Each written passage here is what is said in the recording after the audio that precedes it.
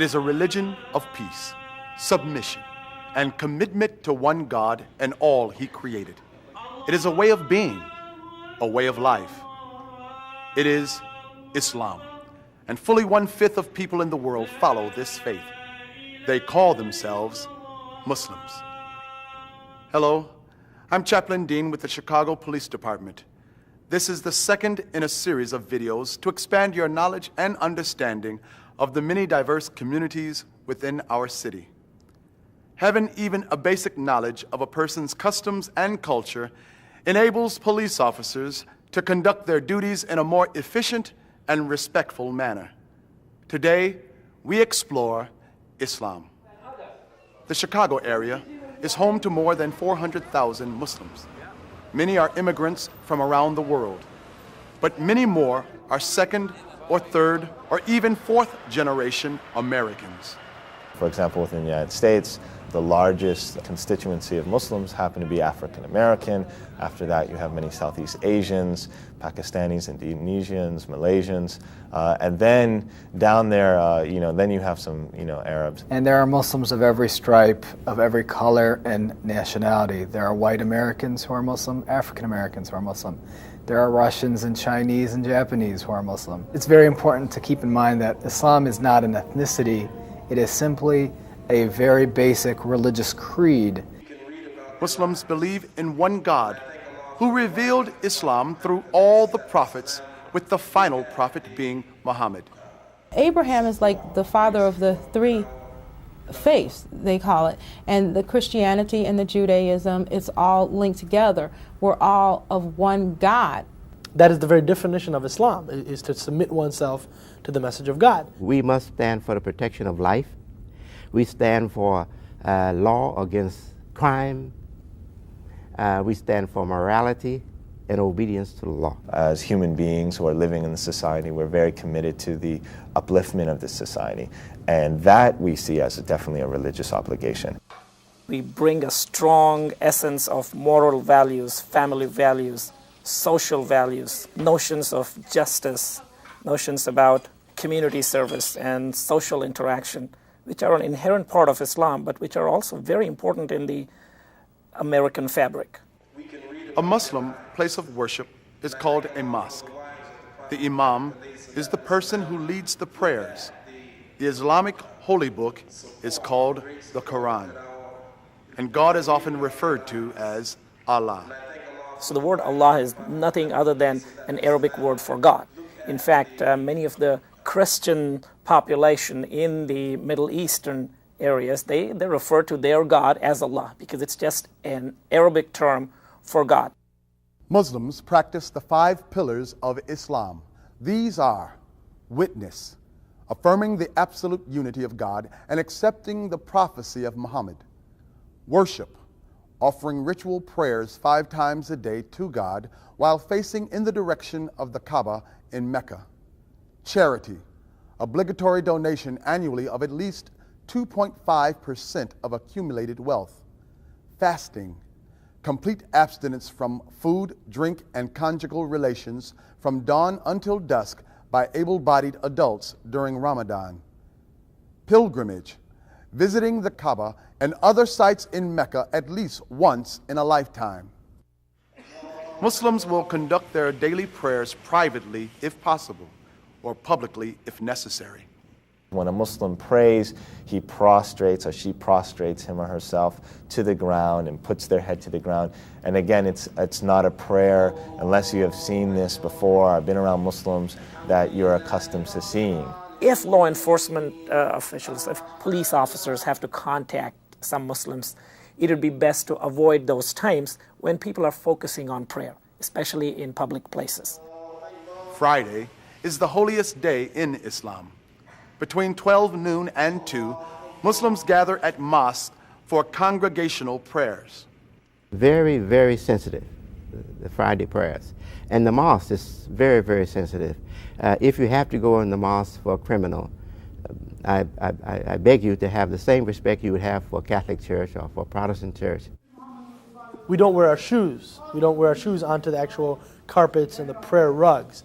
So that would be considered extremely inappropriate and offensive for for example, police officers going in to investigate something or what have you, to walk on the rugs with their shoes. Of course, also there are copies of the Quran oftentimes that are kept in these mosques on bookshelves throughout the mosque area itself. It's considered extremely inappropriate to put that on the floor. Islam attaches high significance to personal modesty and requires both men and women to dress in clothes that do not emphasize bodily contours. Women are also expected to cover their hair, and many, but not all, Muslim women wear the headscarf known as the hijab for this purpose. The real purpose is just to notify yourself as somebody who believes in God. And it's really respect for God that you do this for. You have to cover in front of men who are unrelated to you. So I uncover at home, in home environments with family. If I was with a group of women, I wouldn't have to cover. Policemen should treat Muslim women with particular care and sensitivity about modesty and touching, regardless of whether the hijab is worn or not. Muslim men and women are prohibited from being alone in a room with a person of the opposite sex with the door closed. So if it's necessary to interview somebody of the opposite sex, whether it's male to female or female to male, it would be preferable to have another person in the room. Police will also find that many Muslim women and men will not shake hands and will avoid direct eye contact with members of the opposite sex. And that may be misconstrued as disrespect, or a person is averting something, or anxious about something. But oftentimes what it is again the modesty that is prescribed as part of the way Muslims conduct themselves, whether they are men or women. The headscarves and long skirts worn by some Muslim women lead to erroneous assumptions that Muslim women are somehow oppressed. A lot of times people think that Muslim women haven't really had much experience, are not allowed to do many things, and I think that couldn't really be further from the truth.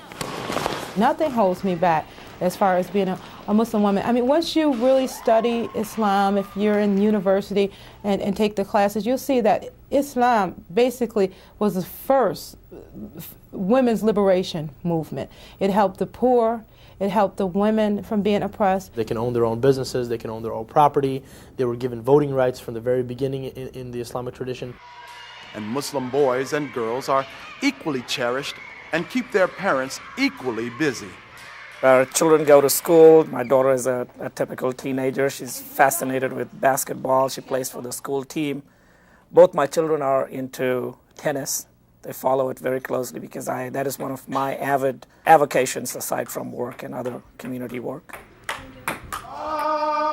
Like Muslim women, Muslim men wear a variety of dress. Head coverings such as kufis, skull caps, or turbans are not religious requirements but cultural preferences.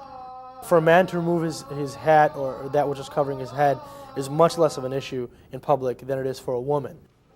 Many Muslim men also grow beards in deference to the Prophet Muhammad. Cultural dress does not necessarily mean the person is foreign. Assumptions based on a person's clothing should be avoided. Muslims aren't necessarily from somewhere else. Just because a woman wears a headscarf doesn't mean she came off the boat from somewhere. Because a lot of times people meet me and they think, oh, this is a foreigner, she doesn't know how to speak English, she's not educated, and then I turn out to be pretty normal. Dr. Lena Shabandar was in fact born here and educated at Northwestern University. Muslims are valued members in all professions. I was born in Jordan. I lived there for the first 10 years, and then I immigrated to the United States.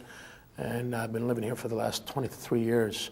I've been a policeman with the Chicago Police Department going on 6 years. My brother's a policeman. I have a lot of good friends who are police officers that speak Arabic, and they put their life on line for the American public. Police officers, doctors, teachers, attorneys, parents, students, volunteers. Muslims integrate the tenets of their faith into all aspects of their lives.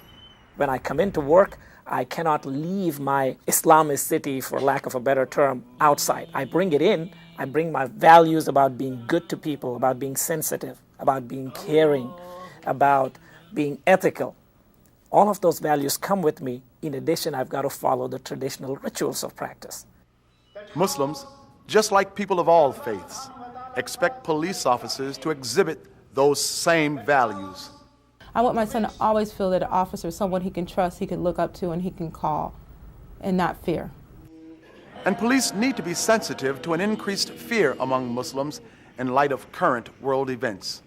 I think a lot of explanation on part of the police officer, or a sense of reassuring them that this is just a routine stop, will go a long way in allaying some of those concerns. As a police officer, there are many religious and cultural considerations to keep in mind when dealing with people of the Islamic faith. The 5 daily prayers are an important part of Muslim life and are done in a prostrate position. Fridays are the holiest days for Muslims, and large crowds gather at mosques. Muslim men and women may avoid direct eye contact with members of the opposite sex, and many prefer not to shake hands. Unless there are safety or security concerns, the following considerations are recommended. Remove your shoes when entering the prayer area of a mosque. Because modesty is highly valued in Islam, if possible, Muslim men and women should be interviewed by officers of the same gender. And Muslim women should be allowed to remove their headscarves in private whenever possible. Also, keep in mind, some Muslims have an increased fear of law enforcement due to anti-Muslim sentiment following terrorist attacks by foreign Islamic extremists. All of the people we encounter on a daily basis expect to be treated with dignity and respect. Those who practice the Islam faith are no exception. It is our hope that this video will serve to enlighten and foster a new awareness and understanding. Thanks for watching, and as always, stay safe.